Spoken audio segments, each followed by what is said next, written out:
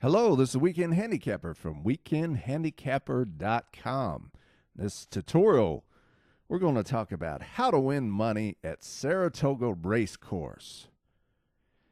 We're going to talk about why you should play Saratoga, what wins at Saratoga, the trends to look for, and some profitable angles that you can use in your handicapping. So why should you play Saratoga? For you that might be new to horse racing, Saratoga is one of the gems of horse racing. It's in upstate New York, Saratoga, New York. The racing usually occurs mid to late July, and it goes throughout the end of the summer, almost around Labor Day typically, is when they race. They have full fields, wonderful betting opportunities, and not only are those fields full of horses, a lot of horses racing, they're so competitive, which means great odds on our horse races. And when you have good odds and competitive fields, that usually means big payouts.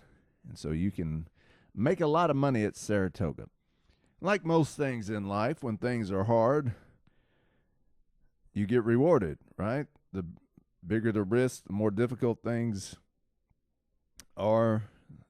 Fewer people succeed at them, but the ones that do succeed end up getting paid. Same way with Saratoga. The fields are so tough, so competitive. There's a lot of great racing. And if you can figure out these complicated races, then you're going to get rewarded for it, which is great. So if you love handicapping, if you just love the mental challenge of trying to handicap difficult races that can rightfully reward you, then absolutely you should play Saratoga during the summer. Either visit there, that would be wonderful. I've been there, and it's a beautiful track, historic, of course, and it reminds me of just like a community picnic or something. People having a good time. But if you can't visit, then if you live in most part of North America, it can get really hot during the summer. So just stay in the air conditioning and fire away Saratoga, and hopefully you can make some money in the process. Other than full fields that are competitive, which equals big payouts, there's plenty of turf racing. So if you love turf races, if you like trying to handicap turf racing, if you like watching turf races, then Saratoga is the place to be in the summertime. And if you love 2-year-old races, these little baby races, some people call them first-time starters, you can see the next stars of tomorrow run their first time or a couple times, their second race at Saratoga. So if you like that, if you like the very difficult challenge of trying to figure out 2-year-old races, and if you just love seeing these new horses, little baby horses, starting their racing career, then Saratoga is definitely the place for you. Now, since we talked about why you should play Saratoga, let's discuss some angles. These two trainers who you see right here on the screen, Chad Brown, Todd Pletcher, they dominate, or they have been dominating.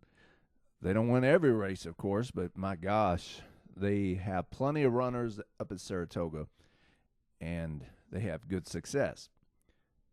Now, when you have dominant trainers like these two, everybody knows these two pretty much. And when everybody knows these two and what success they have had and probably will continue to have, that means low prices on most of your other horses. So secrets out. Of course, I'm not telling you anything new about these two, but always keep an eye on who Chad Brown and Todd Pletcher have running in races, because more than likely they'll probably win. Some other trainers to kind of keep in mind, Jason Servis, John Servis, Brad Cox, really, really good up-and-coming trainer. Well, he's been around a while, but he's doing really well. Still early in his career. Tom Proctor. So he brings some big prices. So if you're looking for long shots, that's a name to keep in mind. It's been pretty successful at a price over the years. But really, don't throw out any trainer, honestly. Yeah, we have these dominant ones, Brown and Pletcher. These that you see on this slide, very consistent, very good trainers. They win. But everybody that goes to Saratoga and enters their horses, they want to win. They want to win a race at Saratoga, just like they want to win a race at Del Mar, or win a race at Keeneland, or win on Derby Day at Churchill Downs. Everybody's coming there to win. And you can't say that all the time in horse racing. So don't consider all trainers to a point. So that last bullet point there, consider any trainer over 10%. Because that they want their picture taken at Saratoga in the winner's circle. So don't throw out anybody typically. But if you want to be consistent, have a good shot at winning on a consistent basis, Chad Brown, Todd Pletcher, some of these individuals on this slide here will give you a good chance of doing just that.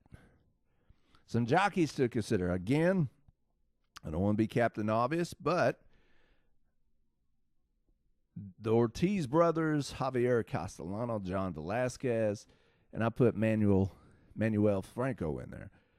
These people know their way around Saratoga.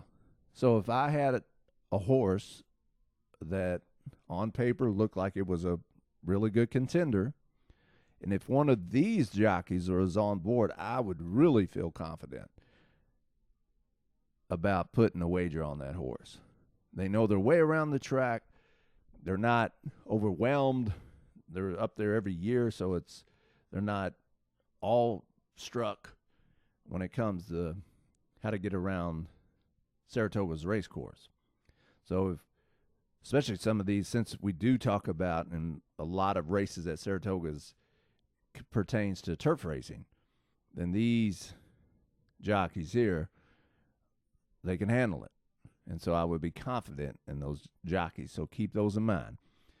Again, a lot of this is no-brainer kind of stuff, but it's good to be reminded about trainers and jockeys and combinations at the right moment. So keep those individuals in mind. So I've said it a few times already, turf racing. Turf racing is huge at Saratoga. It's what makes it one of the most fun tracks to handicap. Like any turf races, Saratoga's turf races are difficult. Produces a lot of long shots. You leave scratching your head a lot of times, but many times, or just as many times, it's formful. So Saratoga has two turf courses. The Mellon Turf Course and the Inner Turf Course. So we're going to talk about some profitable angles and some tips on each of those. So whether you're on dirt, all-weather surface, or turf, of course you have turf sprints and turf routes. So first let's look at turf sprints on the Mellon Turf Course. You want to look for speed in sprints. Of course, yes, I know that is obvious. In sprints, typically, whoever's the fastest wins. But you do want to be cautious of inside post in turf sprints. It's not like that with all turf courses. Sometimes being on the inside in turf races are advantageous. But on the Mellon Turf Course, it's usually the horses on the outside that typically win those turf sprints, all right? So if you have a horse has some speed, early speed, and it's starting towards the outside, then that would be a pretty good bet, especially if it's trained or ridden by one of those people I discussed earlier. So just if your horse draws inside on a turf sprint on the Mellon Turf Course, I wouldn't say necessarily throw it out, but hopefully it's at a good enough price to warrant it. If that horse was the heavy favorite, I would play against that horse, just in case the historical facts and stats come true once again. I would prefer horses on the outside, mid starting position, and on the outside more than I would on the inside in turf sprints on the Mellon Turf Course. In routes on the Mellon Turf Course, you want to look for stalkers and off-the-pace horses. And then unless a track bias is present, be skeptical of betting early speed in routes. Okay, so stalkers, those horses right off the pace that can stalk, can close in, that's who you want more than likely, or who's going to more than likely win in the routes. Now, something interesting that I've kept track of, and I saw it in several resources too, at 1 mile and 3/16 distance, do not be afraid to bet a closer. They do well at that distance. So if you look in your past performances in your track program, if that race is 1 mile and 3/16, try to figure out what horses are going to be closing in, because they do pretty well. No matter, despite their price, don't worry about that, because they might close in at a huge price.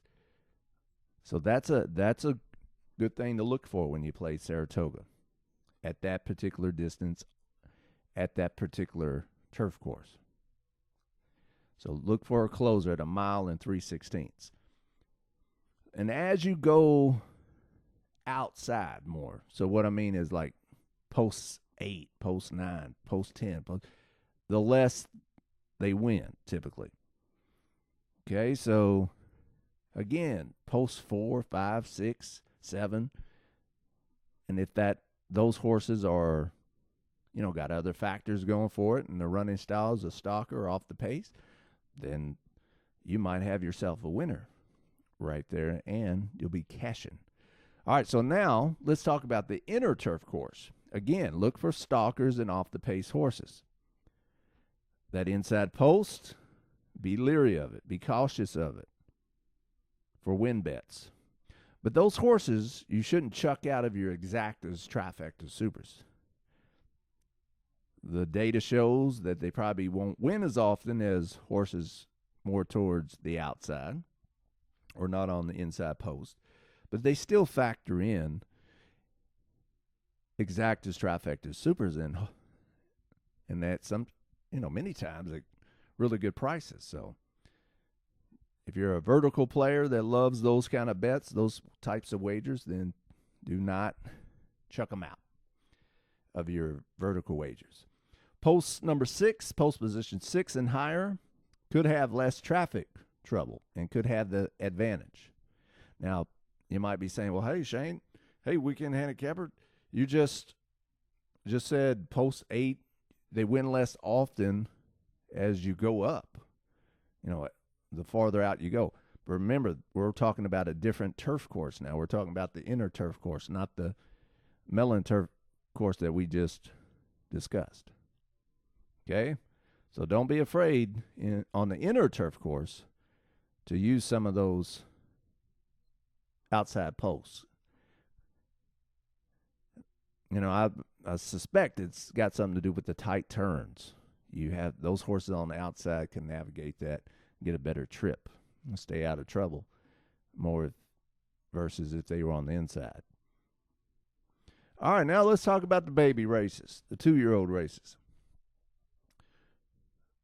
If you want to be good at winning money at Saratoga, you want to get good at turf racing and 2-year-old racing. We kind of talked about briefly some of the angles for turf racing. Now let's talk about 2-year-old races.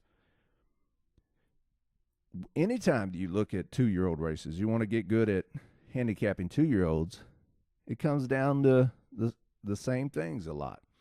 The trainer, how well he or she does with first-time starters or 2-year-olds, how well certain jockeys can handle, can calm down, could put at ease, could get that first-time starter or baby, the 2-year-old, to do what it wants. So jockey stats are vital.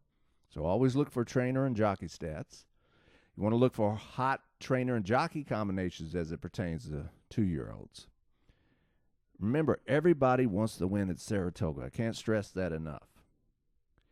And if you start noticing and you start seeing this particular trainer is hooking up with this particular jockey and they're having pretty good success, then definitely always be on the lookout. See what kind of mounts that jockey has for that trainer.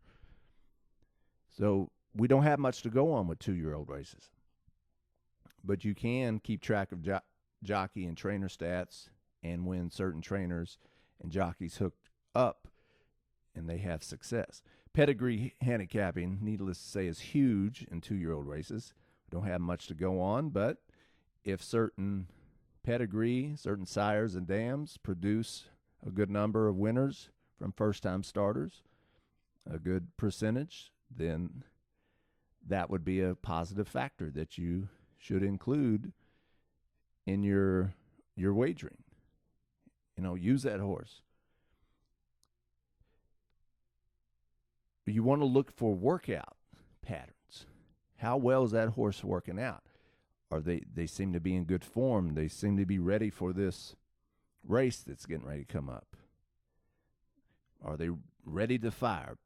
And you can kind of tell that by workout patterns. You can see, just look on the YouTube channel, Weekend Handicapper, and I have tutorials and some more videos about these certain subjects, turf racing, 2-year-olds, if you want more in-depth information about how to handicap 2-year-olds or turf racing. And if you are somebody that plays pick 3s, doubles, pick 4s, pick 5s, pick 6s, it is always wise to use multiple contenders in those races, in 2-year-old races. We don't know what these young horses are going to do. We can speculate, we can try to predict, but we don't know. And big prices sometimes, well, many times, comes out of these 2-year-old races. So do not be afraid to spread. Use multiple contenders in these 2-year-old races. Sometimes you might even have to hit the all button. Use all the horses if you're playing those horizontal wagers, like the doubles and pick 3s, pick 4s. All right? There's no shame in that, because you could catch a huge price in some of these baby races. If some people believe in track biases, some people don't. Others, they're very, very, very pro track biases. If there ever was a place that track biases really occur, and I kind of, I've seen it. I use other factors when I handicap, but track bias is certainly one of them. If there ever was a place where track biases exist, especially as it pertains to the weather, it's Saratoga. So you want to pay attention to the weather. It's in the middle of July. It's in August when they race at Saratoga. There's not much rain going on. That track is going to speed up. Turf course is going to be dry. Just like if anybody plays golf or watches golf on TV. When that golf course, that fairway is hard and dry, that ball goes forever. It rolls forever. When horse racing, that track, if it's dry, is going to speed up, right? Just like greens speed up on a golf course. And so if on the turf courses, since a lot of the races are on turf, if it's dry, you want to be on the lookout for early speed and wire-to-wire winners. However, if it rains or if there's thunderstorms, and there's been years, if not every year, where you're bound to get some rain and some thunderstorms at Saratoga, you want to pay attention how that track plays after it rains. And I would lean more towards the stalkers and the closers right after it rains. When that turf course is soft and wet, favor until you see differently, till some horse proves you wrong on the front end. I would lean more towards the stalkers and closers until it dries out. But like of some of the previous slides I've seen, the preferred running style is stalkers and closers. So that would always be good practice on these turf races. But if it hasn't rained in a week or two at Saratoga, and if that turf course is dry, just pay attention to see, not to say it's going to happen, but just be aware if or how early speed is doing, and if horses are winning on the front end. Because if there's any time they will run on the front end, it's when you have a turf course that's dry, hadn't had much rain or moisture.